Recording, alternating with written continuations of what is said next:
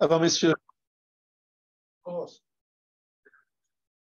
le monde nous entend, nous fait, c'est maintenant, c'est en anglais, c'est en Mondiovision. Alors, messieurs, on va commencer. Alors, notre ami Michael nous a préparé la Igeret Eman, la lettre envoyée à la communauté yéménite par le Rambam. C'est une lettre qui a laissé une grande trace dans l'histoire. Très importante, cette lettre. Elle n'a rien à voir avec la Maseret Sanhedrin. Non, vous allez comprendre, on n'a rien à voir. On est toujours dans le même sujet. Oui, non, mais vous allez tout de suite comprendre pourquoi je fais cette petite aparté dans Igeret Eman. C'est parce que c'est lié aux deux parashiot, Chayei Sarah et Toldot. Oui. Ce que je vais vous dire aujourd'hui ne doit pas sortir de Paris.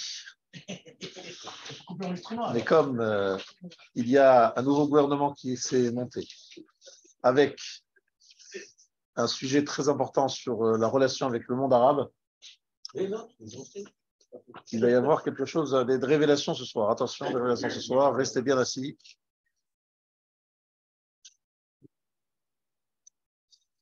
Et tout est lié justement au passage entre les deux parachutes.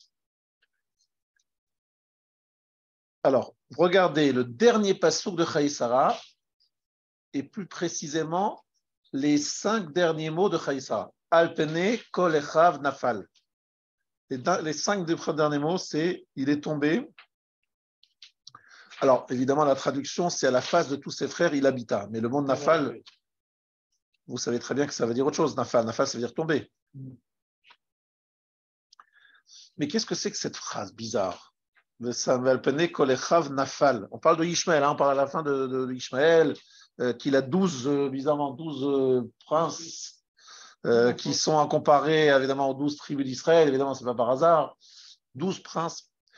Et on termine par ces mots, Alpene Kol Echav Nafal, et juste après, Ele Toldot Yitzhak Ben Avraham. Est-ce que c'est un hasard que ces mots soient juxtaposés? Il y a un Balatourim qui dit une phrase incroyable. Qu'est-ce que dit le Pnei Alpene Kol Echav Nafal, Vesamich Levele Toldot Yitzhak, Lomar Sheipol Ishmael, Be'acharit Hayamim, lorsque Ishmael tombera à la fin des temps, Aza Yitzmach ben David, alors fleurira, apparaîtra le fils de David, Shiu Pintoladat Yitzhak, qui est le descendant d'Israël. Vous entendez ça ou vous entendez pas? Ça veut dire que, comme c'est écrit Alpene Kol Echav Nafal, de qui on parle? Qui va tomber devant tous ses frères? Qui va tomber? Nafal, Nephila, de qui on va parler? Ishmaël. Et juste après, c'est écrit Vele Toldot Yitzhak, la descendance de Yitzhak. Ça veut dire que lorsque tombera Ishmaël, Yitzhak, la descendance de Yitzhak va apparaître. Et c'est qui la descendance de Yitzhak? Alors il nous dit, Sheipol Ishmael be'acharit hayamim, lorsque Ishmaël tombera à la fin des temps, Aza Yitzmach ben David. Alors le fils de David, ben David, c'est-à-dire le Mashiach, va littéralement pousser chez Mitoladat Yitzhak, parce qu'il est descendant de Yitzhak. Ça, c'est les mots du Balatourim. C'est dans la paracha de Chayei Sarah Toldot. Il n'y a rien à faire. C'est donc obligatoire de cette semaine de s'arrêter sur ce texte qui est dans la paracha et qui est même dans le sujet que nous abordons régulièrement. Alors, nous allons essayer de comprendre tout cela lentement à travers d'abord un passouk que je voudrais peut-être que certains, ceux qui veulent le lire, c'est dans Parashat Balak. Dans Parashat Balak, juste quelques mots, donc on n'a pas imprimé, mais c'est franchement pas difficile de le retrouver. C'est dans le chapitre 24, verset 23. Vous voyez, 24-23, facile à se rappeler. 24-23. Qu'est-ce qui est écrit dans ce verset? Un verset qui est un peu mystérieux. C'est Bilam qui parle. Vaïssa Meshalo Vayomar, Oy mi yichye misumo el. Traduction française. il déclama sa parabole et dit, malheur qui survivra quand il imposera ces choses. Ces choses, c'est SES, ces choses-là.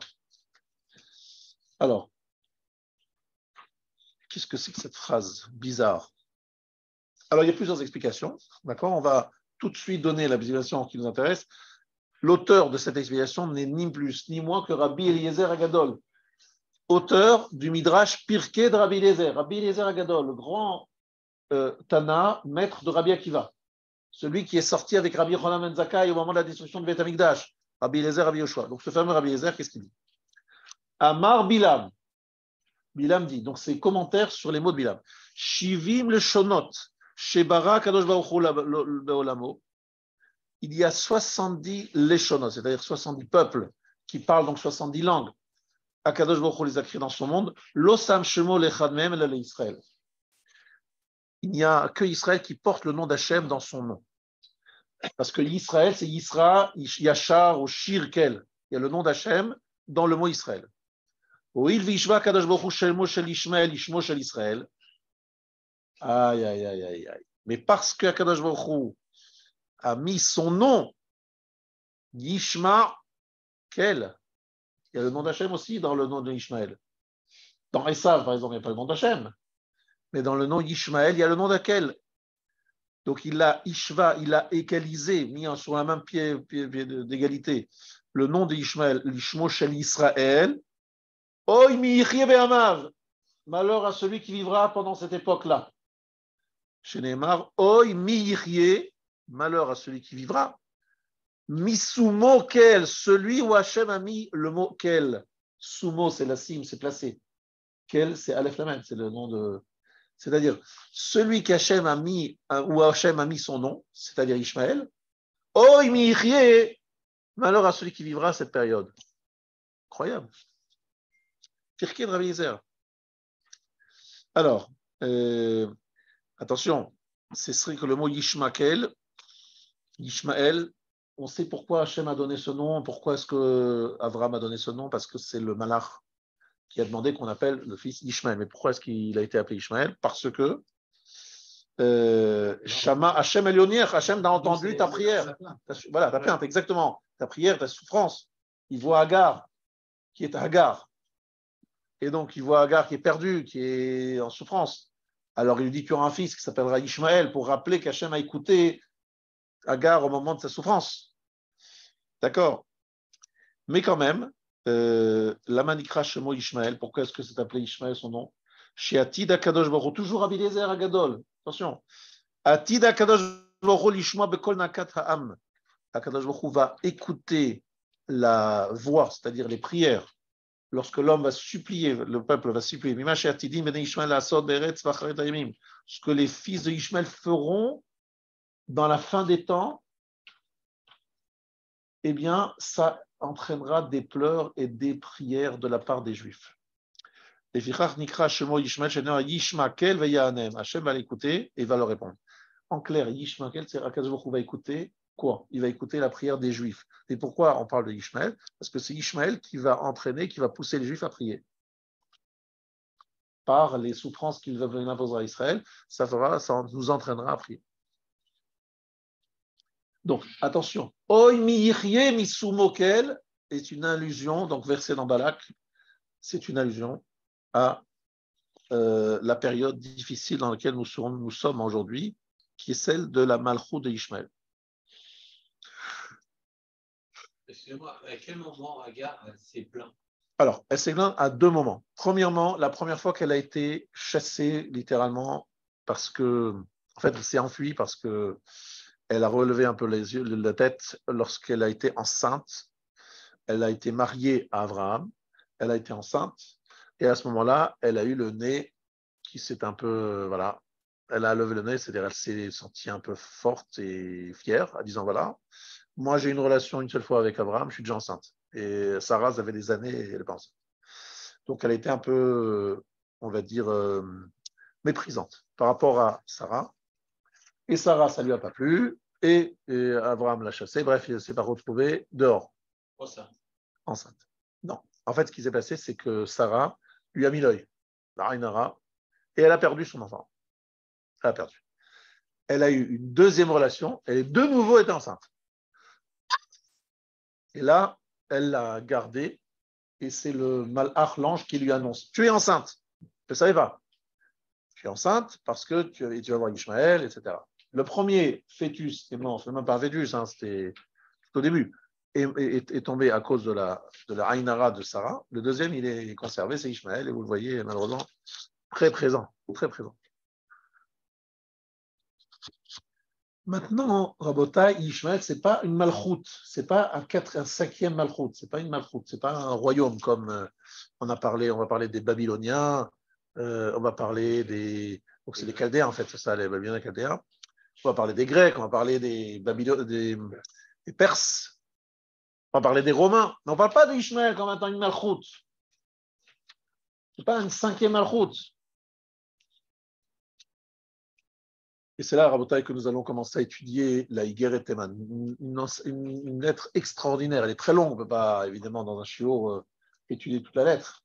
Mais pour les fans de Rambam, de Maïmonide que vous êtes, c'est un grand moment. Vous allez étudier quelques lignes de cette Igeret Teman, qui est le sujet principal de notre shiur. Et pourquoi nous parlons de ça? Voilà, vous avez compris pourquoi nous parlons de ça, parce qu'il va parler de Ishmaël, le Rambam. Et on va revenir encore une fois sur la fin de Parashat Chayesara, où on voit qu'on donne les noms des fils de Ishmaël. Donc, je vous donne des noms: Nevayot, Kedar, Adbeel, Mivsam, Mishma, Veduma, Umasa. Chadad Vetema, Yetur, Nafish, Vakedma, Elohem, Bene Ishmael. Vous verrez, c'est à la fin de Parashat Chayesara. Et c'est sur ces mots-là, entre autres, que va se passer ce qui va se passer maintenant. Vous allez découvrir ce que dit le Rambam sur Ishmaël. C'est impressionnant, impressionnant. Alors quand même, il prend des risques, parce que Ishmaël, il est vraiment dans les mains d'Ishmaël. Rambam, c'est la période, vous savez, quand il a vécu Rambam, quand même, Maïmonide, vous savez situer historiquement, il a vécu à quelle période, Rabdovid? Rambam. 1100 et quelques, donc on appelle ça le 12e siècle en bon français. 12e siècle, et donc c'est la période où les musulmans, enfin les Arabes, la période des Almohades, c'est-à-dire une période où ils étaient particulièrement. Oui, mais aussi ils étaient des grands, culturellement très, très avancés. C'était. C'est incroyable, c'est une période où ils étaient au top, militairement, mais aussi surtout aussi au niveau scientifique, etc. Exactement, c'était vraiment des tops. Et c'est à cette période-là que Rambam vit. Et donc, Ishmaël, ça le concerne d'une façon très, très directe. Et il dit quelque chose que nous devrions envoyer à Yair Lapid, à Merav Michaeli. D'accord, mais on va lui envoyer ça quand même pour ça. Je pense qu'il va revenir bientôt. Donc, on lui dit juste que. Oui, il a dit qu'il va revenir bientôt. Il a dit qu'il reviendra bientôt. Donc, juste, vous lui passerez un petit message de ma part qu'avant de revenir, il faut qu'il étudie Igeret Teman Be'iyun. Alors, qu'est-ce qui est écrit dans Igeret Teman?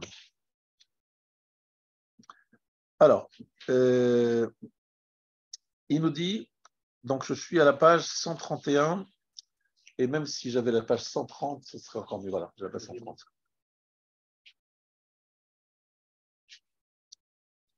Alors, Ve'atem achinu, donc c'est à la fin de la page 130. Et vous, nos frères, l'avant-dernière ligne. Yadoua lachem, she'akadosh baruch hu yipilanu b'ma'amorot avonotenu betoch umazu shehi umat Yishmael. Vous savez que nous sommes dans les mains de Ishmaël. C'est lui qui est la nation qui nous domine. Fin de la page 130. 130, 181. Vous savez, c'est écrit 130, 181.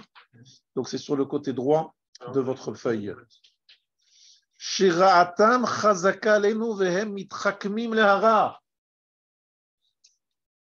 Ra'atam chazaka lem. Ils ont leur mal prend le dessus, notre dessus sur nous est fort. Ils sont forts. Mitrakmim lehara. Ils sont chachamim pour faire le mal. Alors, la page 131, elle est sur le côté gauche de votre feuille. Velim osotano. Ils nous rejettent, quoi, ils nous dédaignent. Comme chez Gazar, alenu itbarach, ve'oivenu plilim. Shelo ta'amod à Israël uma yoter oyevet mimena. Alors cette phrase, elle me fait très peur, mais je vous la lis quand même. Shelo ta'amod à Israël uma yoter oyevet mimena. Il n'y aura pas sur Israël un peuple plus ennemi que celle-là, qui a plus de haine qu'elle. Vous entendez? ולא אומה שהראה בתכלית הרעה לדלדל אותנו, להקטין אותנו ולמאוס אותנו כמוהם.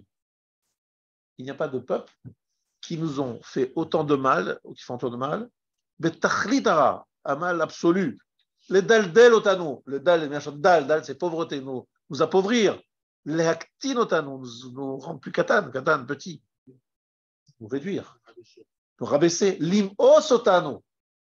Maou, c'est dégoûtant. Ça voit bien que Rambam à l'époque, il n'avait pas encore vécu l'Inquisition espagnole. Alors, tu vas me dire, il n'a pas vécu l'Inquisition nationale, il n'a pas vécu non plus les pogroms, les croisades et les. Alors là, les croisades de Mechila, c'était en pleine. C'était à cette période. Ouais. C'est un petit peu avant.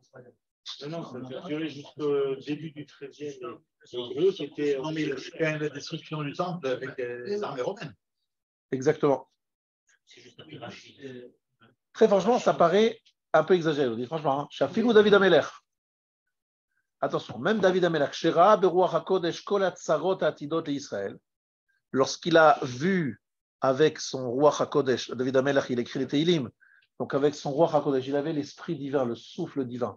Et c'est avec ce souffle divin qu'il a écrit les Teilim. Kol Hatzarot Atidot Israël, il a vu tout cela, tous les sarot, les souffrances qui se préparent pour Israël.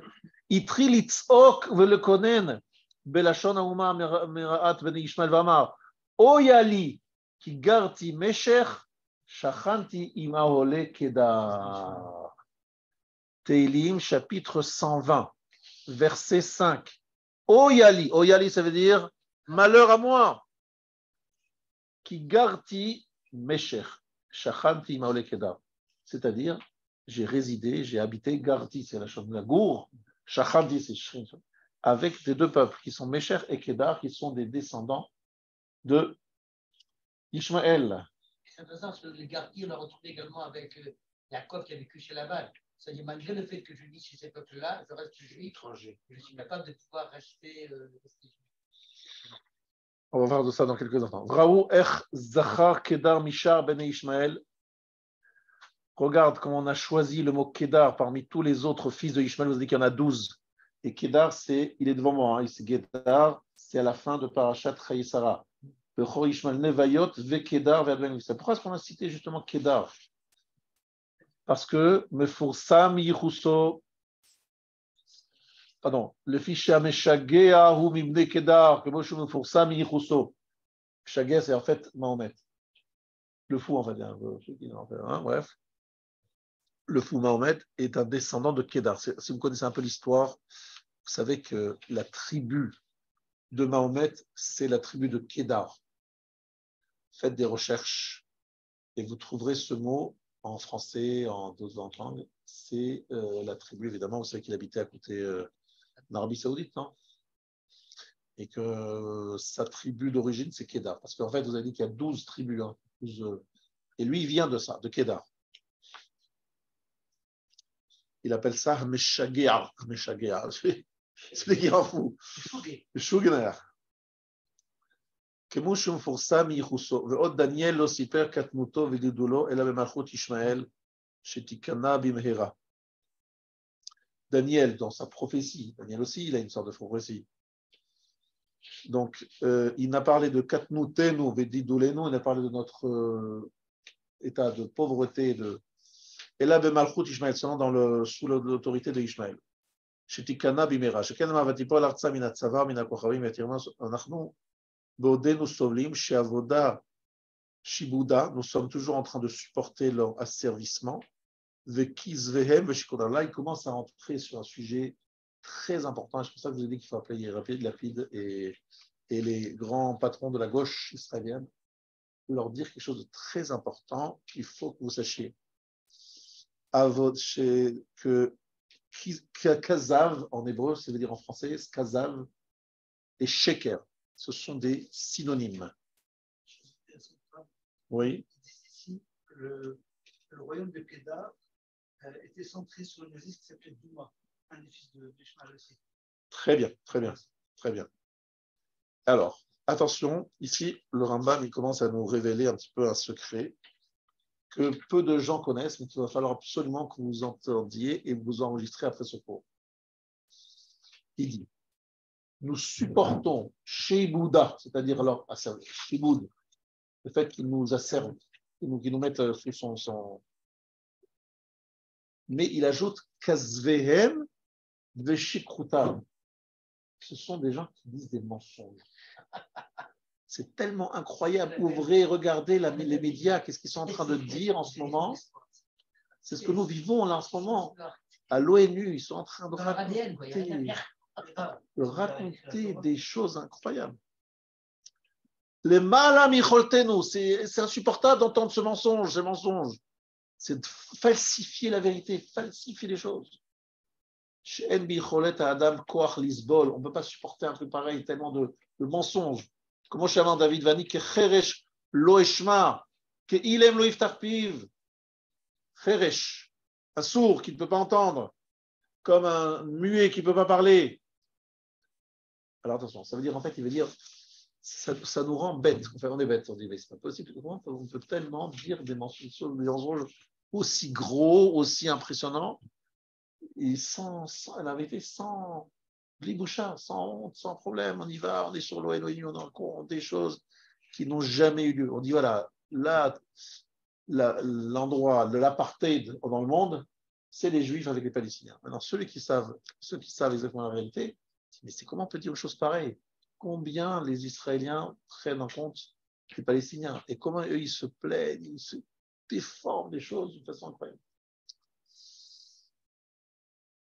Alors, je suis comme un sourd, comme un sourd. J'essaie, en fait, ce qu'il va dire le Rambam, c'est que devant tant de mensonges et tant de trucs, il faut être comme un sourd qui n'entend pas.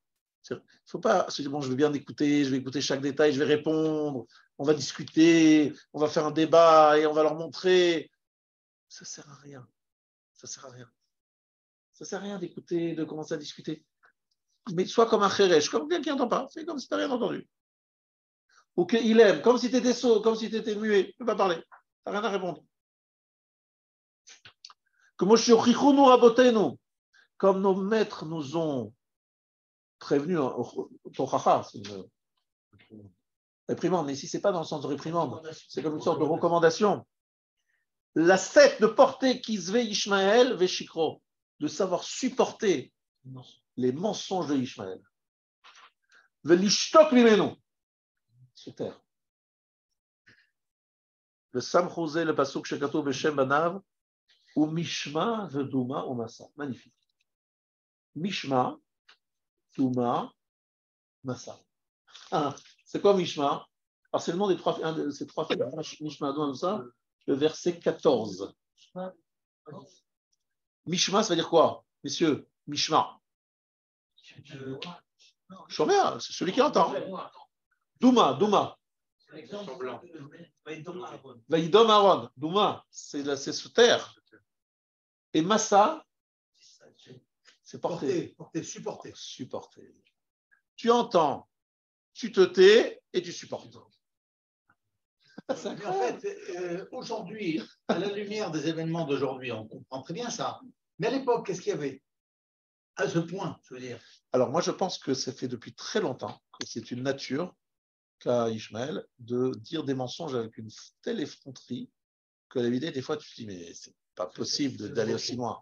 C'est trop gros, les gens ils vont crier, ils vont dire non, c'est trop gros. Non, mais ils sont tellement sûrs d'eux, c'est incroyable. Je vous raconte ce que m'a dit Rachapira il y a des années, il dit qu'il y a un journaliste américain qui a enregistré, qui a interviewé un dignitaire iranien, un musulman, un Talmid de Khomeini, et il lui a dit mais monsieur, vous avez dit une chose et son contraire dans la même interview, c'est pas possible. Écoutez, moi je dis ce que Dieu veut que je dise. Je ne sais pas. Mais écoutez bien parce que vous allez entendre, c'est incroyable ce que je vais vous expliquer dans quelques instants. C'est-à-dire que si Dieu il veut que je dise ça, et demain ils disent que je dis le contraire, eh bien, ce n'est pas une contradiction, parce que je ne fais que ce que Dieu me dit de dire. Vous allez entendre, c'est pire, c'est très compliqué dans la situation dans laquelle nous sommes. La raison pour laquelle la droite, elle dit ce qu'elle dit, c'est en Israël, c'est parce qu'ils disent ça ne sert à rien de signer des accords, ça ne sert à rien d'engagement, ça ne sera pas respecté. Ça ne sera pas respecté, c'est sûr. Alors les gens disent mais non, parce que les Occidentaux, ils ne comprennent pas les choses comme ça, parce que Esav, il n'est pas comme ça. Esav, il essaye de respecter des accords, des machins. Mais ce n'est pas dans l'esprit de Ishmaël, ce n'est pas dans leur ADN. Esav, ils respectent. Donc les Occidentaux, ils se disent mais ils doivent être comme ça, parce qu'ils se disent c'est pas possible. Mais en fait, ils ne comprennent pas que ce n'est pas dans leur ADN. Et vous allez voir, hein, le Rambam, il va être très clair. Hein, il n'y a pas de. Ce que je vous dis. Dom Vesa, Shma, Dom Vesa, voilà comment il explique le Rambam. Écoute, tais-toi et supporte.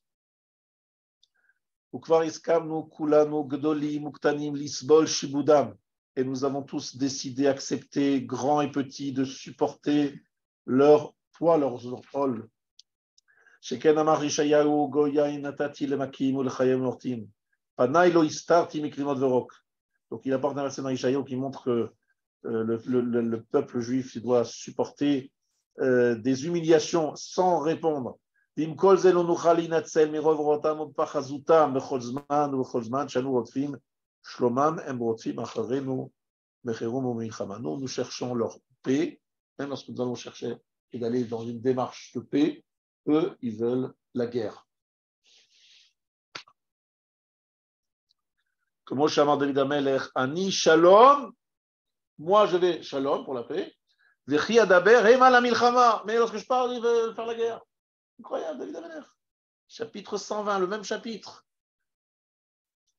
C'est incroyable, c'est un chapitre de Tehillim qui parle de Kédar et qui dit que c'est du mensonge et que lorsqu'on veut leur parler de paix, eux, ils veulent faire la guerre en fait derrière. Ils ne veulent pas faire la paix. וכל שכן אם נעורר עלינו ונקרא במלכות בדברים בטלים ושקר, הלא נסכן נפשותנו ונבוא לידי מיתה. Faire attention à ce qu'on dit parce que si on prend des risques, on prend des risques si on est en train d'essayer de discuter, de se justifier. Yesh alechem ladat, vous devez savoir. Bitrilat Malchut, je suis à la page 132. Il faut tourner la page, changement de page, tourner la page, sur le côté droit. Vous devez savoir qu'au début de la royauté de Ishmaël, Ahmad Ish Be'everana s'est tenu debout un homme de l'autre côté du fleuve, Amar Sheu Mashiach, il a dit je suis le Messie. Yatsa Bichlal Asret Alafim Israël, Vaïta Ot Shelo Shelan Metzora Vishkim Bari. Ce qu'il a dit, c'est qu'il a dit moi je me suis endormi avec la tsarat, avec la lèpre, et je me suis relevé en pleine santé. Alors, je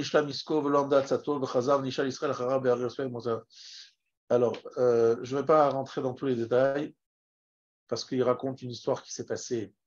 Il ne s'agit pas de... Non. Il ne s'agit pas non plus de Mahomet, ce n'est pas de ça dont il parle. Il raconte une histoire qui s'est passée dans la région dans laquelle il était. Donc, je ne sais pas si c'est tellement important pour moi de vous donner tous les détails. Bref. Il raconte en fait un faux messie qui a voulu raconter des histoires et qui a été suivi par des gens, etc. Donc, je ne suis pas tellement intéressé à vous donner les détails. Moi, ce qui m'intéressait, c'est tout simplement que vous sachiez ce que dit le Rambam dans un autre endroit. Après, je reprendrai le texte. Un endroit, il dit que Ishmaël et la chrétienté et les musulmans, l'islam, ont quand même fait avancer le monothéisme. C'est qu'aujourd'hui, la grande majorité des hommes sur Terre croient en un Dieu. Alors, bon, on peut discuter exactement, mais... Le christianisme, c'est quand même problématique. Alors, le christianisme, c'est problématique pour les juifs et même pour les goïms. Normalement, ils n'ont pas... Mais encore une fois, on croit en Dieu, en un Dieu. Il y a un Dieu, il y a un jugement, il y a un truc. Alors, on n'est pas d'accord, évidemment, sur. Mais on va dire, ils ont quand même fait avancer l'idée de Dieu, d'un créateur, d'un juge. Non, c'est pas avant, c'était des païens. Ils avaient, je ne sais pas comment dire, Dieu dans leur Olympe, dans leur machin. C'est plus le cas aujourd'hui. Le paganisme a franchement disparu. Pas entièrement. Vous trouvez en Afrique, vous trouvez peut-être ça dans certains endroits. Mais dans les endroits où c'est le cœur de la société moderne, c'est surtout le christianisme et l'islam. On est d'accord? Il y a aussi les hindous, etc. Mais ces petits, ils croient aussi en un Dieu, etc. Donc, vous voyez qu'il y a une évolution. Et le Rambam dit que c'est une préparation à la venue du Mashiach qui aura beaucoup moins de mal, beaucoup moins de difficultés à faire connaître et reconnaître l'existence d'un Dieu unique. Aujourd'hui, ce n'est pas un problème. Vous n'avez pas de mal à expliquer aux gens qu'il y a un Dieu unique. Il y a des gens qui sont des agnostiques, des hérétiques, qui disent non, il n'y a pas de Dieu unique. Mais quand même, cette idée, elle a beaucoup avancé dans l'humanité, on est d'accord? On est passé de beaucoup de dieux à une grosse partie à des gens voilà. qui disent qu'il y a zéro Dieu. Exactement. C'est vrai qu'il y a des gens qui disent qu'il y a zéro Dieu. Donc comment on fait progresser on est passé de beaucoup à zéro, passant rapidement à un. Alors, moi, je n'ai pas les statistiques, mais je ne sais pas si tu faisais un vrai recherche. On est 8 milliards d'individus quand même. Sur les 8 milliards, combien de gens ne croient pas du tout en l'existence de Dieu? C'est pour moi impossible de répondre à cette question, je ne sais pas. Mon sentiment, c'est que la très grande majorité de l'humanité croit en Dieu. Et si mon sentiment, c'est qu'en Israël, même les Juifs qui ne sont pas religieux, la plus grande, mais l'écrasante majorité croit en Dieu, ils ne sont pas tous pratiquants, mais ils sont des gens qui sont vraiment agnostiques en Israël. Moi, je ne sais pas s'il y en a 10%. Athée, agnostique.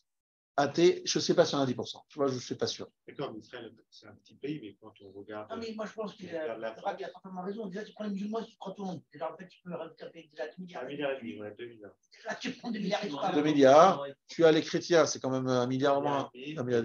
Et ils comptent même les Français. Non, d'accord. Mais je veux dire, la plupart des gens, ils croient, maintenant, ils ne pratiquent pas. C'est ce que tu veux. Pratiquant et croyant, ça n'a rien à voir. Ce que je veux dire, c'est que le Rambam dit que ça a fait avancer la conscience d'un Dieu.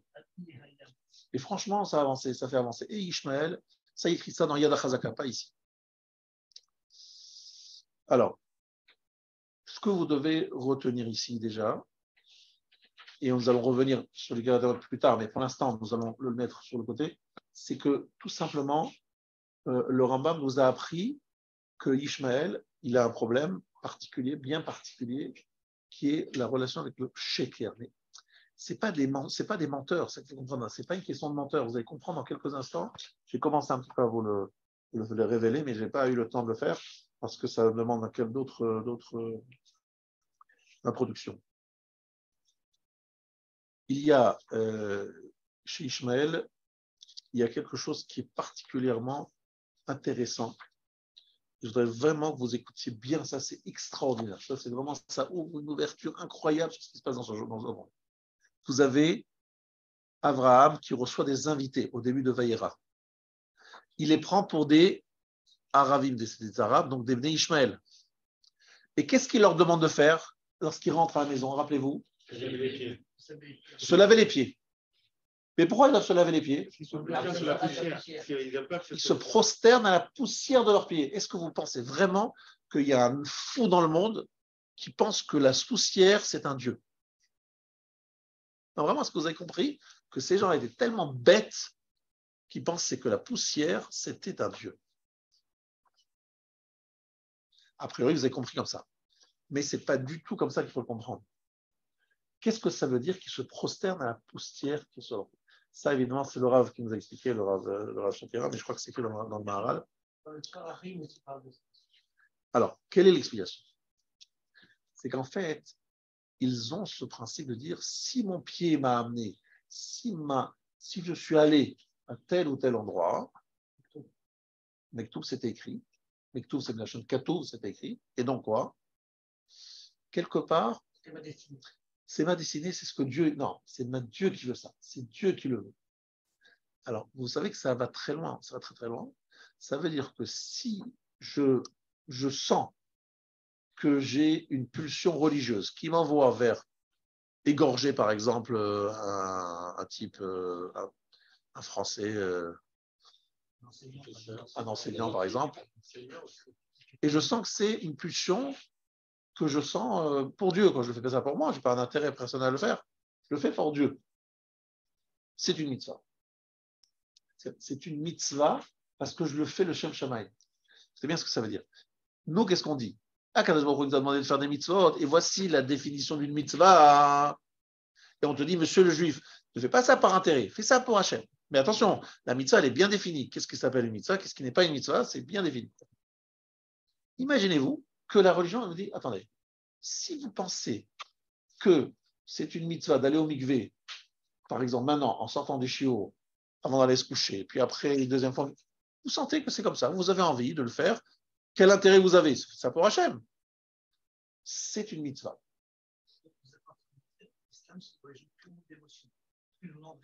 Alors, je n'ai pas dit ça.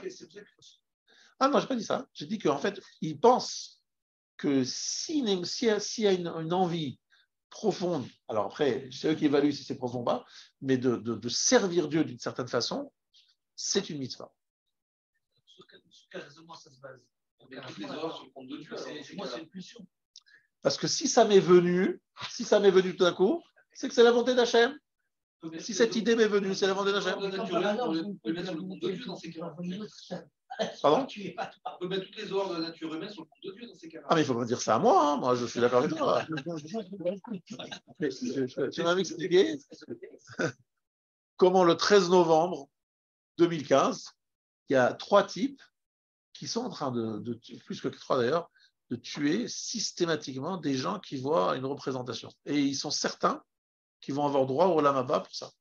Voilà. Malgré tout, ils disent Dieu est grand. Mais quel rapport entre Dieu et ce que tu es en train de faire? Comme je le fais parce que je veux faire disparaître les mécréants, les impies, etc., je fais la volonté de Dieu, c'est une mitzvah. mais c'est pas tout à fait ça. Non, il est sûr, lui, il est sûr de réaliser la volonté de son. C'est ce qu'on lui a dit. Mais malgré tout, c'est ce qu'on lui a dit là aussi. C'est-à-dire que ce n'est pas en fait la personne qui le fait parce qu'il est quelque part, il se considère comme étant l'envoyé d'un animal ou de quelqu'un qui lui a dit fais ça. Comme par hasard, ça me dit même qu'ils le font, c'est les balances en fait les autres. D'accord.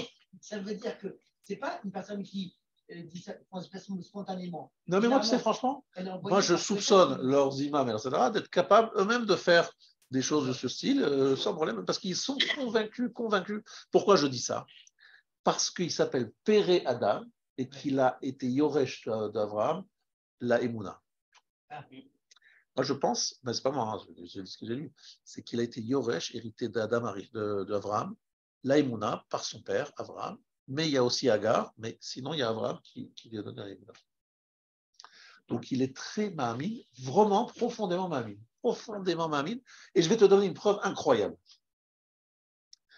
Il y a quelques années, le Rav Moshe Shapira nous a dit que le Maharil Diskin, c'est un des Gdolé Israël, lorsqu'il était à Jérusalem à la fin de sa vie,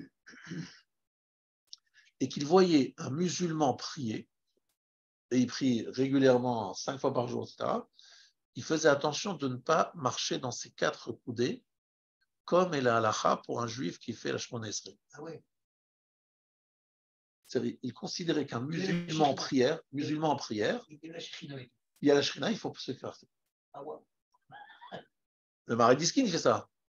Et je dis, je ne peux pas avoir à dire mal compris ce qu'il a dit le Rav. J'ai tellement été étonné que j'ai bien écouté. Je dis, mais Rav, il a répété ça plusieurs fois. Il a dit, Maharil Diskin, il considérait qu'un musulman en prière, c'est quelqu'un qui a une vraie mouna, quoi, une vraie mouna.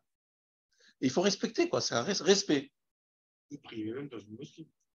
Vous avez le droit, nous, de prier. Alors, mais on ajoute à Adam le mot péré. Péré, ça veut dire quoi? Sauvage. C'est quoi la sauvagerie? C'est que si je suis maintenant certain que je suis en relation avec Hachem, après, c'est très dangereux si je n'ai pas de limite, si les halakhot ne sont pas clairs. Parce que à ce moment-là, je fais n'importe quoi, le Shem Shamaim. Vous comprenez? Après, ça part dans tous les sens. Vous comprenez? C'est ça le problème. Dans la Bible, je crois que de Zolokhan, on traduit Péré Adam par Anonag. Déjà, une chose, c'est qu'elle. Anonag, c'est-à-dire un âme sauvage. Dans le exactement, d'accord. Exactement. Il y a une phrase dans le Igeret Teman, d'accord? Kol asher nisbol kedei la'amod imahem b'shalom yoruru aleinu milchama v'cherev. Lorsque nous allons vers la paix, pour eux, ils vont répéter, ils vont répondre par la guerre. Il y a une difficulté pour eux de rentrer dans une logique de paix. Maintenant, je vais vous expliquer pourquoi aussi. Je vais vous raconter une histoire. Cette histoire, il ne faut jamais l'oublier. C'est une histoire encore Rabbi Eliezer Agadol. On est vraiment des Talmidim ce soir de Rabbi Eliezer Agadol dans son Pirkei de Rabbi Eliezer. Écoutez bien cette histoire. Ishmaël est allé se chercher une femme à Arvot Moav. Comment s'appelait la première femme de Ishmaël? Ça, c'est une question à poser. Peu de gens sauront répondre. Epha. Aïn, Yud, Pehe. Comme une mesure. Mais là, Epha, c'est écrit avec un Aleph, là, c'est avec un I. Après 3 ans, Abraham est allé voir Ishmaël, son fils, et regardez bien comme c'est extraordinaire. Il a prêté serment devant Sarah, sa femme. Il a dit, Sarah, je m'engage. Je ne descends pas du chameau. C'est ce qu'en fait, vous avez compris que Sarah, elle est toujours en train de... Elle est inquiète. Elle se méfie. Elle dit, Abraham, on est bien d'accord, Ishmaël, on l'a chassé, c'est vrai, tu ne vas pas reprendre des contacts avec lui, il faut l'écarter. Alors il jure à Sarah, il dit, je ne descendrai pas du chameau, mais je veux quand même aller voir mon fils. Donc il se rend chez son fils, en chameau, mais il reste sur le chameau Abraham. Il arrive devant la maison, il arrive Bechatzi Ayom, il arrive vers midi. Au Matzacham, Ishmaël, il rencontre la femme d'Ishmaël. Echado Ishmaël, où est Ishmaël, demande-t-il à sa femme. Amra lo alach veimo leavi perot tmari minamidba. Il est allé avec sa mère chercher des dattes. Amar latni li me'at ma'im velechem u'matamim. Il dit, je suis un peu fatigué. Donne-moi un peu d'eau, du pain. Quelque chose dramatique. Amalo en lechem en ma'im. Il n'y a ni pain ni eau.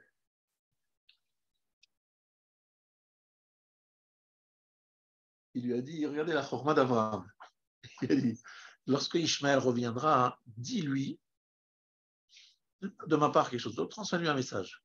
Il dit, quel message vous voulez que je transmette? Je ne sais pas qui c'est Abraham, mais c'est pas Zaken Echad. Bah, il y a un vieil homme qui est venu, mais Eretz Kenan, pays de Canaan, l'Irotra pour te rencontrer.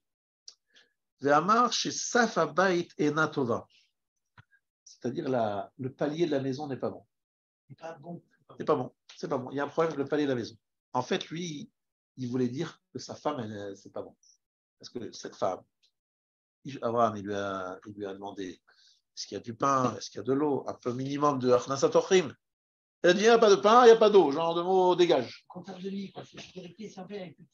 Alors il a voulu transmettre un message à Ishmaël en codé, et c'est elle qui l'a transmis en plus. Qu'est-ce qu'il a transmis comme message? Safa Bait et Natova. L'entrée de la maison, le palier, le seuil de la maison. Le seuil de la maison n'est pas bon. Il a compris qu'il voulait dire que sa femme, c'est pas bon. Lorsque Ishmaël a entendu ça, alors, il a renvoyé sa femme. Au moins, c'est rapide, c'est expéditif. Sa mère est allée lui chercher une autre femme de la maison de son père, c'est-à-dire Petouma. Elle s'appelle Petouma, Fatima, en fait. Vous avez compris? Vous avez Fatima. Fatima, c'est la femme de Ishmaël. 3 ans plus tard, Abraham retourne rendre visite à Ishmaël. Et de nouveau, il prête serment à Sarah en disant « Je ne descendrai pas du chameau ». Et là, il arrive toujours à midi. Où est Ishmaël? Il est allé avec sa mère pour aller faire paître les chameaux dans le désert. Donne-moi un peu de pain, un peu d'eau, exactement comme autrefois. Elle lui a donné. Abraham s'est levé, il a prié devant Akadosh Baruch Hu pour son fils, et la maison d'Ishmaël s'est remplie de brachot. Abraham, il avait toutes les brachot dans les mains. En friant, il a obtenu la bracha pour la maison d'Ishmaël. C'est-à-dire que cette femme, elle lui a plu à Abraham. Il s'est dit, tiens, elle est généreuse, elle va accueillir des invités. Celle-là, c'est un bon parti pour mon fils Ishmaël. Je lui envoie la bracha. Et il a fait une bénédiction et le bracha. Voilà ce que se passe ici. Sheba Ishmael Gida lo ishtot hadavar hazeh, yada Ishmael shadarchav rachamei aviv alav. Et là, il a su, Ishmael, combien son père l'aimait. Maintenant, regardez comme c'est extraordinaire. Est-ce que Ishmael, il a fait tchouva, oui ou non, M. Barla? Oui ou non? Oui, il a fait tchouva? Amenez-moi la preuve. Vas-y, alors où c'est écrit dans la paracha qu'il a fait tchouva? Le mot tchouva sur Ishmael, c'est écrit quelque part. Il a laissé d'abord passer Yitzhak, il est passé après lui. Verset 9. Vaikberu oto, Yitzhak, ve Ishmael banav. Dans cet ordre, Yitzhak et Ishmael. Donc, alors c'était l'aîné. Donc, en fait, il a accepté de. Ah, c'était qui l'aîné d'après lui, Ishmael? Il pensait que c'était lui l'aîné. Il a laissé passer d'abord Yitzhak. C'est ce qu'il nous dit Sirachi. Olichet Yitzhak lefanav. C'est-à-dire que la tchouva de Ishmael, c'est d'être capable de laisser passer Yitzhak avant lui. Vous avez compris? C'est-à-dire de baisser un peu la tête et de dire les Juifs, ils sont prioritaires. Non, c'est les Juifs avant nous. Et tout le problème aujourd'hui, c'est qu'Ishmael, il va être le premier, il va être le patron, il veut décider, il veut tout maîtriser Israël. Si les Juifs, ils se baissent la tête, d'accord, mais ils ne baissent pas la tête, alors il veut. Voilà. Ah ben oui, il a fait tchouva. Et la preuve qu'il a fait tchouva. Comment il a fait tchouva? Juste avant, Abraham donne des cadeaux à tous les enfants et peut-être il lui a dit, il considère, c'est-à-dire que ça que. Alors, les cadeaux qu'il donne aux enfants, c'est les enfants qui étaient avec lui, avec la fille de Ketura, l'enfant de Ketura, mais Ishmael avait déjà été renvoyé bien avant. Donc, il ne pouvait pas leur donner parce qu'il avait déjà été renvoyé avec pas grand-chose. Par contre, la preuve qu'il a fait tchouva, c'est comment on décrit sa mort. Comment on dit sur sa mort? Vaikva, Vayamot, Vaye Asef El Amad. Ce sont des termes utilisés pour un tzaddik. Un tzaddik, on dit qu'il a rejoint son peuple. C'est-à-dire que ça, c'est une preuve. Et Gvia, le mot Gvia dit Rashi, Lo neemra Gvia el abet tzadikim. Donc c'est un tzaddik. C'est les mots dans Rashi, dans la Gemara dans Vavatra. Parce qu'il a fait tchouva, il a laissé Ishmael, Yitzhak passer devant lui. Et donc, Ishmael est récupérable. Il va être récupéré. Il va faire tchouva à la fin des temps. Mais ils savent, non. C'est ce qu'on dit Ishmael, lui, en tant qu'Ishmael, c'est pas Ishmael en tant que peuple. Ah non. C'est ce qui s'est passé avec Ishmael, le papa, se passera avec Ishmael, l'enfant. Alors, c'est vrai que ce n'est pas écrit spécifiquement ici dans la Torah, c'est écrit dans les Midrashim. De toute façon, sinon, ça n'aurait pas de sens. Voilà. C'est pour nous dire qu'en fait, c'est ce qui va se passer. Finalement, il est récupérable. Par contre, Esav, il n'acceptera jamais de laisser passer devant lui Yaakov. Ben non, si, à un moment où il dira oui, c'est quel moment qu'il dira oui? Parce qu'il a été modé les brachot sur les brachot. C'était lorsque le soleil s'est levé. Vous vous rappelez, le matin, il a voulu partir l'ange qui avait frappé, l'ange Esav qui a frappé Yaakov. Yaakov a dit, tu t'appelleras Israël. Kan rodalo la brachot. Il a reconnu le bien fondé des brachot. Parashat, Ishtar, il a reconnu les brachot. Donc même Esav à la fin, mais il ne fera que lorsque le soleil se lèvera, ce sera trop tard. Dans ces cas-là, on peut dire, si on prend en fait ces images-là, à un moment donné, Esav est d'accord qu'Israël soit son équivalent. Parce que lorsque après il y a eu les prix entre Esav et Yaakov, ils ont dit qu'ils vont le chemin ensemble. On n'a pas dit. Alors, dans ces cas-là, on pourrait également dire que même si elle ne le reconnaît pas, alors, tu as lu ce que dit Rabbi Shimon Bar Yochai. Rabbi Shimon Bar Yochai, il parle de ça. Il dit, lorsqu'il a embrassé, Esav a embrassé Yaakov, est-ce qu'il a fait Belev Shalem avec sincérité? Certains disent que oui, qu'il était sincère, et qu'à ce moment-là, il a eu de la pitié sur Yaakov, mais très vite après, c'est passé. C'était un moment, un flash. Une fulgurance. Voilà, c'était un moment. D'autres disent qu'il a voulu lui arracher le cou, qu'il a pris avec ses dents. Il s'est dit, je vais lui arracher le cou. Quelle cruauté! Et le cou de Yaakov s'est transformé en marbre. Et voilà. Vous vous rendez compte? Quel est le lien entre C'est cassé les dents. C'est cassé les dents. Aujourd'hui, parce qu'on rattache les musulmans à Ishmaël, On n'a pas de lignée qui ramène. Alors, vous avez dit que c'était un des fils, Mahomet descendait d'un des fils d'Ishmaël. Kedar. J'avais compris Tribu de que Kedar. les musulmans ont voulu se rattacher à Abraham et ils ont choisi le fils disponible qui était Ishmaël. Donc, la lignée n'est pas aussi claire entre Yaakov et les débuts d'Israël. Alors, je vais t'expliquer quelque chose. Tu dois comprendre quelque chose de très important. Puisque tu as posé la question, je te réponds. La première chose, c'est que tu dois savoir qu'il suffit simplement de leur demander quel est leur référent. Leur référence, tous, ils répètent tous islam, musulman, Ishmaël. Ils s'appellent tous Ismaël. Ismaël, comment il s'appelle le patron du Hamas à Ismaël Haniyeh? Non, mais parce qu'ils veulent se rattacher à Abraham, donc ils se rattachent à lui. Mais non, il y a une vraie non. Ils ne se rattachent pas à Abraham directement. En fait, ce qui compte, c'est les midot et traits de caractère qui caractérisent Ishmaël. Ishmaël, il a des traits de caractère bien particuliers et spécifiques. D'un côté, il est très croyant, il parle de Allah tout le temps, et vraiment, il est très croyant. Numéro 2, il est Mahnis Ochim, il reçoit des invités. Numéro 3, il est dans le mensonge, comme on a dit jusqu'à présent. Mensonge absolu. Et numéro 4, il peut être extrêmement violent.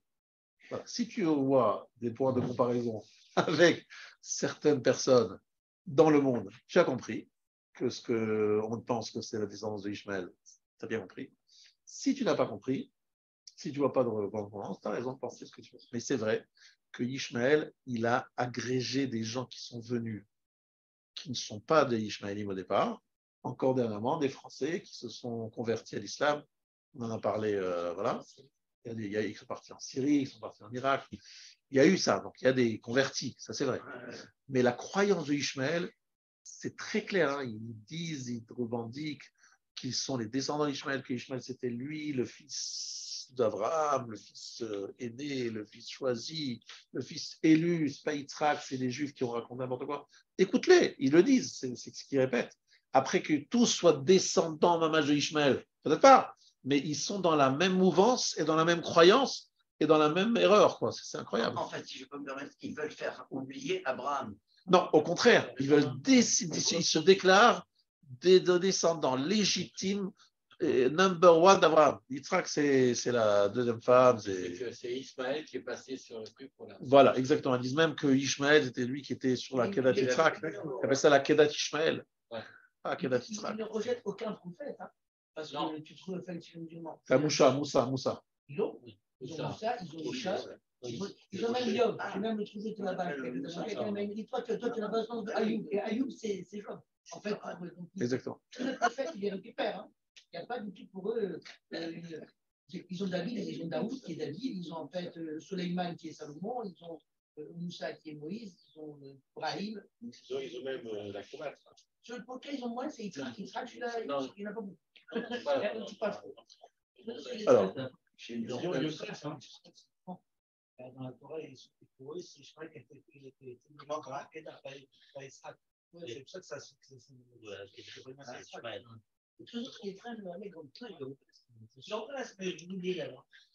sachez que le Pirkei de Rabbi Eliezer, toujours lui, qui est notre maître ce soir, Pirkei de Rabbi Eliezer Gadol, il nous dit quelque chose de troublant. Rabbi Ishmael Amar, Chamisha Sardvarim, Atidin Ishmael, la Asot Ba'aretz, Bacharit Ayami. 15 choses seront faites par Ishmael en Israël à la fin des temps. Et on donne la liste. Il y aura 2 frères qui vont se tenir debout, Alehem Nessim, qui seront leurs patrons. Ils auront 2 patrons, les Arabes, en Israël. Bassof, à la fin. Ou Beyemehem Ya'amot Tzemar ben David. À leur époque, se lèvera le Tzemar ben David, c'est-à-dire le Mashiach. Il y a les sunnites et les chiites. Et les sunnites et les chiites, il y a le Hamas, il y a l'autre, le Fatah. Les sunnites et les chiites, en fait.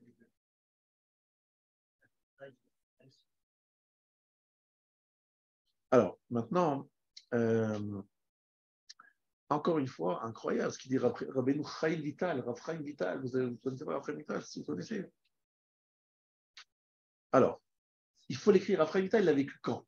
Non, il faut réfléchissez bien. C'est l'élève du Harizal. L'élève du Harizal. Donc, il a vécu en quelle époque? 16e,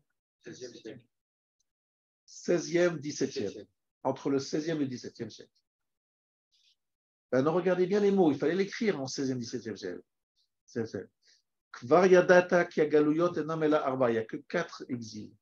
Bavel, Madaï, Yavan et Dom, il n'y a que 4 exils. Aval od atidin Israël yod bacharit ayamim begalot Ishmael. Mais à la fin des temps, on sera dans l'exil de Ishmael. Ulfi sheshar omot tamid aita bahem shalashar omot. Parce que les autres peuples, ils avaient la domination. Enfin, les autres galouyot, ils avaient la domination sur les autres peuples. Lochen Ishmael, chez Tamid ayu Aravim, Shochne Oalim, Idbarot. Les Ishmaélim, c'est quoi? C'était des Aravim, des Arabes, qui résidaient dans des tentes et dans les déserts. Ve'en lahem esek im zulatam. Ve'achar kach atidin limloch al haolam al Israël. Un jour, ils vont régner sur le monde et sur Israël. Tout le monde est aujourd'hui concentré sur le Qatar. Incroyable. Ishmael. C'est juste une montagne. Atidin limloch al haolam al Israël. Ve'ine kol kavanatam hayta le'amir dad Israël shelo yasku b'Torah ve'lo yikaymu hamitzvot. On sait que les peuples voulaient enlever la religion, la pratique religieuse d'Israël. D'accord? Et nous tuer parce qu'ils voyaient que nous ne l'abandonnions pas. Machem ken Ishmael, shatidim le'atzer d'Israël tsarot kashot ou meshunot lo nira kamotam. Ishmael va faire payer à Israël, va lui faire des souffrances qu'on n'a jamais vues. Kayurotzim livloa otanu. Parce qu'il voulait nous avaler, comme il est écrit Vativlana hashibolim. Vous savez, les épis qui ont avalé les autres.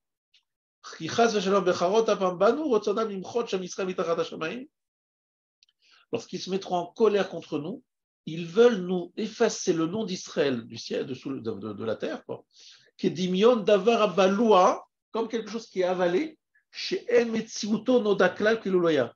Comme si quelque chose qui a été avalé, on ne le voit plus, il n'existe plus. Il est englouti, il voudrait engloutir. Mamash, demandez à un représentant du Hamas si ce n'est pas exactement ce qu'il a envie de faire. Demandez-lui. Et pas que le Hamas, le Hezbollah, les Iraniens, machin. Eux, ils rêvent que d'une chose, c'est d'avaler Israël. Voilà. C'est leur terme, hein, exactement. Mais qu'est-ce que vous voulez faire? Que vous voulez vous opposer à la religion juive? Non, ce n'est pas la religion juive qui les dérange. C'est l'existence même des Juifs. Non, pas seulement de l'État, des Juifs. Des Juifs, bien sûr. Aïe. C'est pire qu'Isabelle la catholique. Non, c'est pareil. Mais de toute façon, c'est un concept qui existe. Des fois, elle a été portée par les nazis, des fois, elle a été portée par les Espagnols, parfois, elle a été portée par d'autres peuples. Mais c'est un concept. Voilà. Alors maintenant, Rabotai. Et qui nous protège, hein, nous, en tant que juifs. Jamais on nous a tellement haï, mais elle a disparu de la carte. Maintenant, Rabotai, un truc incroyable. Dans Devarim, chapitre 31. Est-ce que vous avez vu ce chapitre 31 dans Devarim? Attention. Que va-t-il se passer dans le chapitre 31 de Devarim? Verset 29. Donc, chapitre 31, verset 29. On y va. Ki yadati acharei moti, ki ashret tashritum, וסרתם מן הדרך אשר ציוויתי אתכם, וקראת אתכם הרעה באחרית הימים, כי תעשו את הרע בעיני אדוני להכיסו במעשה ידיכם. Je traduis. Car je sais qu'après ma mort, vous vous corromprez assurément, vous vous détournerez de la voie que je vous ai ordonnée, et le malheur s'abattra sur vous à la fin des jours, si vous faites ce qui est mal aux yeux d'Hachem pour l'hériter par l'œuvre de vos mains. Aïe. Où ça se trouve? Parashat Vayelech. Qui parle? Moshe. Je sais qu'un jour viendra et il vous arrivera des malheurs. Bon, c'est pas très sympathique, parce que vous vous détournerez de la voie que je vous ai ordonnée. Très bien, ça c'est le verset. Bon. Vient le Baal HaTurim de nouveau lui, et il nous dit 4 fois le mot Vekarata est écrit dans la Torah. Ici, Vekaratra etrem hara'a. Vekarata shemo Ishmael, tu l'appelleras Ishmael, Vekarata shemo Ishmael. Vekarata shemo Immanuel, vekarata Yeshua bekormataïr. Écoutez bien, lorsque le mal arrivera et que tu appelleras Yishmakel, Akadosh Baruch Hu va écouter votre filote parce que Hachem va entendre, et que Akadosh Baruch Hu sera avec nous, Tashuv elav tshuva, et que tu feras tshuva, Az vekarata Yeshua chomataïr. Ça veut dire, j'explique exactement ce que ça veut dire. Qu'en fait, le rôle de Ishmaël, c'est faire teshuva au Bnei Israël. Et que lorsque Karata et Tremara, lorsque le mal arrivera, le Karata Shemo Ishmael, c'est les mêmes mots que le mot, c'est la même expression, la même présentation que tu appelleras son nom Ishmael, comme Vekarata et Tremara. Ça veut dire quoi? Ça veut dire que Ishmaël sera celui qui va déclencher chez les Juifs la Teshuvah. Comme il est écrit dans le verset, dans Sanhédrin chapitre 197, Im en osim Teshuvah, Akadosh Baruch Hu ma'amid lahem melech shegzerotav kashot ke'aman. Donc Akadosh Baruch Hu met en place un roi dont les décrets sont plus durs que ceux de Haman. Ve Israël osim Teshuvah ou machzira namutav. Les Juifs font Teshuvah et donc grâce à ça ils font Teshuvah grâce à ça. C'est le type qui est ça, non? Ça fait le même rôle. Alors, est-ce que Esav c'est le même rôle? Non, on est en train de se dire que Esav est où? Esav c'est Haman, Haman c'est Amalek, Amalek c'est effectivement celui qui a fait faire Teshuvah à l'époque de Mordechai et de Esther. On est en train de dire qu'à la fin des temps, c'est Ishmaël qui va faire Teshuvah aux Juifs. Et si vous avez juste quelques bonnes lunettes, vous voyez que c'est exactement ce qui est en train de se passer. La pression du monde arabe, elle est de plus en plus perceptible. De plus en plus, il y a des attentats, il y a des trucs, et surtout il y a une pression générale, mondiale, qui sont en train de mobiliser le monde entier en disant, regardez ces Juifs, ça fait tellement longtemps, on n'en peut plus. Jérusalem, c'est notre ville à nous, et les Juifs se sont installés. Ils sont arrivés même à faire voter des lois incroyables sur le mont du Temple. Des choses qui sont incroyables, leurs mensonges. Ils sont arrivés à acheter des représentants des peuples qui ne sont pas du tout arabes pour voter des résolutions dans lesquelles on conteste le temple à Jérusalem. Vous vous rendez compte que cet endroit serait un endroit de Mahomet, et Mahomet, il n'a rien à foutre là-bas, il n'a rien à voir là-bas. En Arabie Saoudite, il n'a rien à voir là-bas.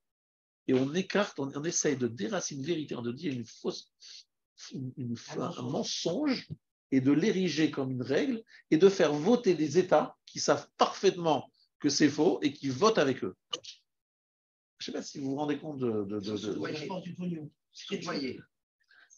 Non, mais le problème, c'est qu'après un moment, ils arrivent plus que ça. Il y a acheter les gens, mais à part ça, ils sont tellement sûrs d'eux, ils ont une telle aplomb que les gens ils commencent à dire, mais peut-être qu'ils sont en fait, ils ont peut-être raison, c'est peut-être passé comme ça, mais finalement, parce que ils mentent avec une telle assurance que tu dis, mais finalement, ils ont peut-être raison. C'est pas gênant parce que c'est pas un caractère coercitif, on s'en fout. Non, mais tu n'as pas compris que tu es en train de préparer des esprits.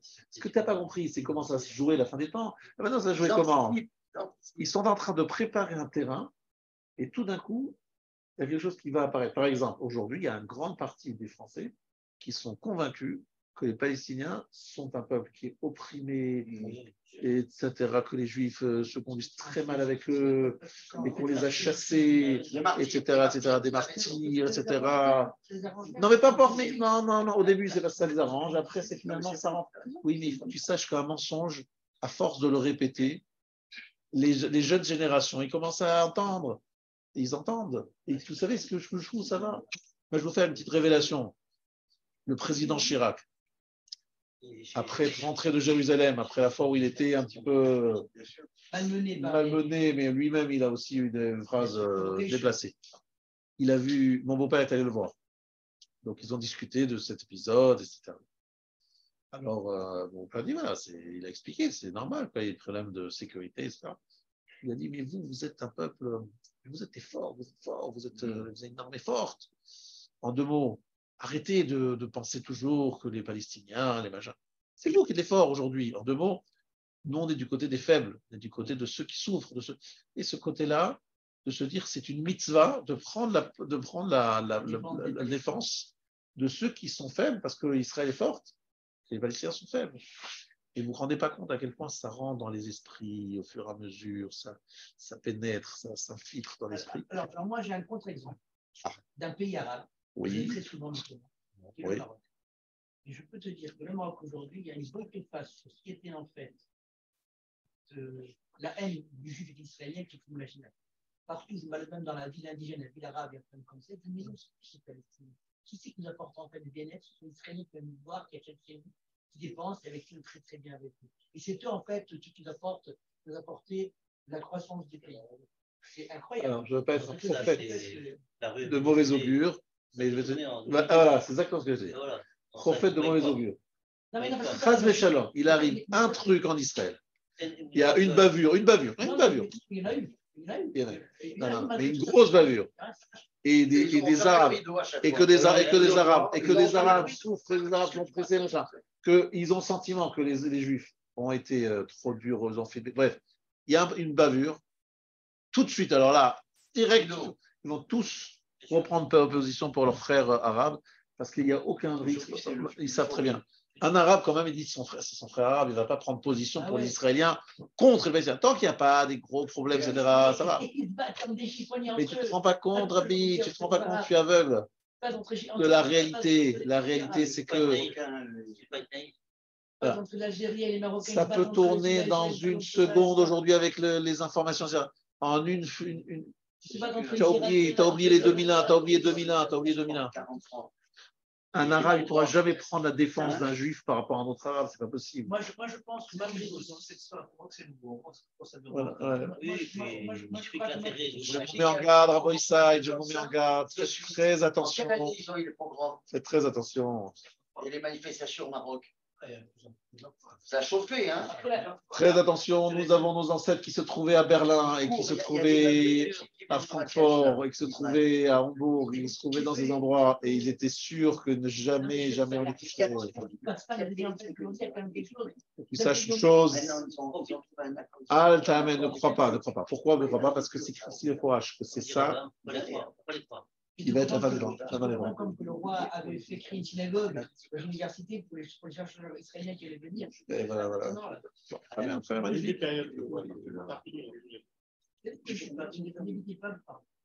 Toujours des belles époques, des tragédies. C'est fini, toi, tu ne peux plus, tu ne sens pas en fait l'esprit de la vie. Alors, qu'est-ce que ça veut dire?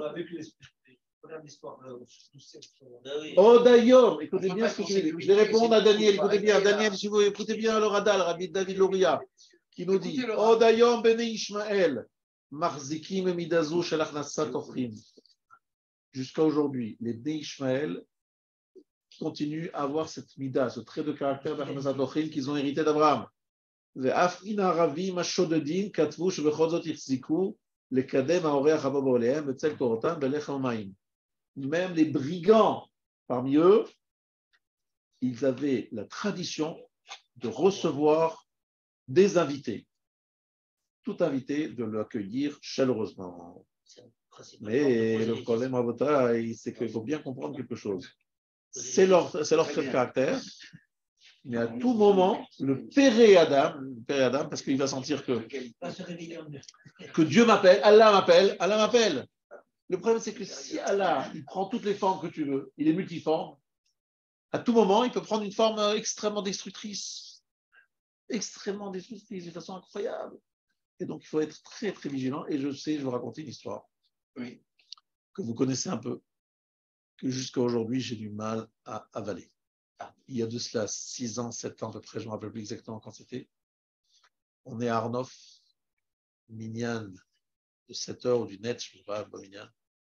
Talmidei Chachamim, qui sont avec des talit, des tfilines, ils sont en train de faire la Shemona Esrei. Ils sont rentrés dans la synagogue, ils ont tué avec une cruauté 5 victimes. Par qui? Qui c'était ces gens-là? C'était des ouvriers qui travaillaient pour eux pendant des années, des gens qui étaient à leur service, qui leur ont rendu d'énormes services et qui ont tourné leur veste, sont devenus des meurtriers absolument horribles. Un carnage, 5 morts. un matin, tfila, en train de faire tfilin et tzitzit, en train de faire la shmona esrei. Tout ça pour vous expliquer, Rabotai, que si vous n'avez pas compris ce que dit ici, c'est très important de comprendre ce qu'il dit. Une notion de kazav. Kazav, ça veut dire quoi? C'est pas seulement dire des mensonges.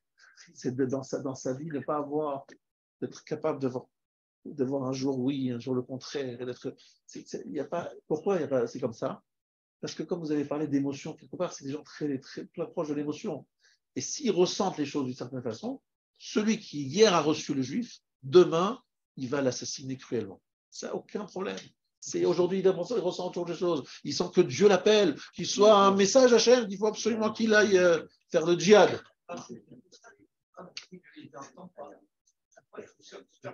Non, voilà. Voilà, exactement. Mishma, Douma, ou Massa. Supporter en se taisant, en écoutant des mensonges. Parce que tu vas discuter quoi? Il est dans l'émotion. Tu vas expliquer quoi? Il est dans l'émotion. Il n'écoute pas. Non, parce que mais c'est ça, voilà. J'écoute ce que vous dites, mais vous savez, écoutez bien ce que vous dites. Il y a une vraie émouna, mais une émouna qui devient un truc extrêmement dangereux. Parce qu'une émouna qui n'est pas canalisée comme il faut, ça peut donner les guerres de religion qu'on a dans l'histoire. On va les croiser, les croisades. Voilà. On a l'acquisition espagnole, c'était tous des croyants. Les pogroms, c'est des croyants. Tous c'est des croyants et tous ils ont fait ça, le Shem Shomaim. Et le résultat, c'est des morts, des cruautés incroyables, le Shem Shomaim. Il n'y a rien de plus dangereux que le Shem Shomaim. C'est ça qu'il faut comprendre. Alors qu'Esav, lui, il n'a pas le Shem Shomaim. Il a eu un moment avec les chrétiens, aujourd'hui c'est fini, ils sont plus vraiment la croix. Mais maintenant, ils sont plus loin, tout ça. C'est pas en fait des kélim. Ah voilà. Alors ce que je veux dire, c'est que le Ben David, le roi, le Mashiach, il est somméach de la chute de Ishmaël. Parce que Ishmaël va être celui qui va tirer la sonne d'Allah en disant « Messieurs, c'est incroyable parce que c'est l'actualité. Vous êtes au Qatar, attention comment vous vous conduisez avec les femmes. Hein. Vous êtes une femme au Qatar, il faut la tsniout. Si vous n'avez pas la tsniout, attention, ils vont vous mettre en prison. » On leur met, ils sont en train de faire des leçons de morale à des gens qui sont venus voir jouer le foot, au foot. Attends, on est venu au foot, vous allez prendre notre tête avec l'alcool, les femmes, le machin, c'est notre vie, c'est notre façon de vivre. Chacun a sa façon de vivre. Non, vous êtes ici, chez nous, attention, vous devez respecter des règles. Voilà. Voilà. Non, c'est pas ça. Ce qu'il te dit, c'est qu'en fait, on ne respecte pas les règles de l'État. Parce que tu es là-bas, tu dois respecter leurs règles. Lorsqu'ils sont ici, ils sont obligés de respecter nos règles. C'est quoi? En fait, pourquoi? Parce que nous, on fait ce que Allah veut. Mais qu'est-ce que Allah dit? Non, mais c'est ce que Allah veut. Donc, si Allah dit ceci, demain, je dis le contraire. C'est la volonté de Dieu. Ça, c'est se prosterner à la poussière de ses pieds. Si mon pied m'amène là, si mon histoire m'amène là, si je suis amené là, c'est que Hachem me voulait. Pardon? Oui, mais lui, il a cru, il a pensé que c'était des Arabes et qu'il se prosternait à la poussière, mais c'est lui qui l'a pensé. C'était une erreur. C'est l'erreur d'Abraham qui ne savait pas que c'était des malachim. Voilà, Rabotai, je vous souhaite une bonne soirée. Rabbi Hanania. C'était le 18 novembre 2014, Arnaud. Qu'est-ce que tu avais à dire? Amen.